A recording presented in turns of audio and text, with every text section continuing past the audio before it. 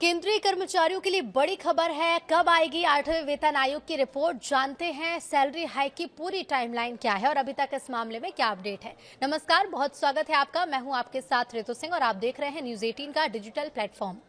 8वें वेतन आयोग को लेकर इस वक्त चर्चाएं तेज हो गई हैं। केंद्रीय कर्मचारी और पेंशनर्स की नजर इस वक्त फिटमेंट फैक्टर पर है, जो सैलरी और पेंशन में बढ़ोतरी तय करने में भूमिका निभाता है।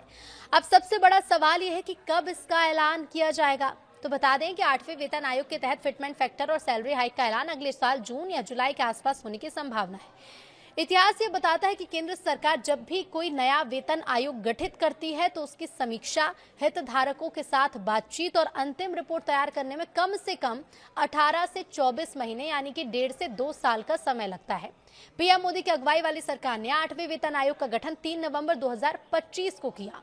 इसके बाद सरकार ने आयोग को अपनी रिपोर्ट सौंपने के लिए शुरुआती तौर पर 18 महीने का समय दिया। हालांकि हाल ही में विभिन्न विभाग और कर्मचारी यूनियन से सुझाव और ज्ञापन स्वीकार करने की अंतिम तिथि को बढ़ाकर 15 जून 2026 कर दिया गया। अब आयोग द्वारा सभी सुझावों का विश्लेषण करने के बाद शुरुआती 2027 तक अपनी अंतिम रिपोर्ट सरकार को सौंपे जाने की उम्मीद है।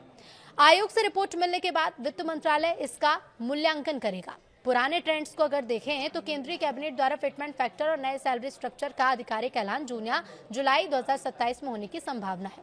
बताया जा रहा है कि आयोग 2.64 से 2.86 के बीच फिटमेंट फैक्टर तय कर सकता है और इस हिसाब से मिनिमम बेसिक सैलरी में 47,500 रुपए से 51,500 के दायरे में बढ़ोतरी हो सकती है। इससे कर्मचारियों की टेक होम सैलरी में सीधे तौर पर 15 से 25% तक की शुद्ध बढ़ोतरी दर्ज की जाएगी।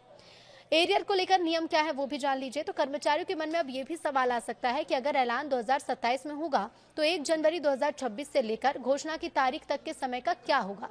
तो केंद्र सरकार का ये नियम है कि नया वेतन आयोग हमेशा अपनी तय तिथि, जो कि इस बार 1 जनवरी 2026 से ही प्रभावी मानी जाएगी, यानी कि जून या जुलाई में जब कैबिनेट की इस पर मुहर लग जाएगी तब से बढ़ी हुई सैलरी मिलनी शुरू हो जाएगी। इसके साथ ही 1 जनवरी 2026 से लेकर लागू होने वाले महीने तक की पूरी बढ़ी हुई रकम यानी कि बेसिक पे प्लस डीए कर्मचारियों और पेंशनर्स को एरियर के रूप में एक साथ दिया जाएगा।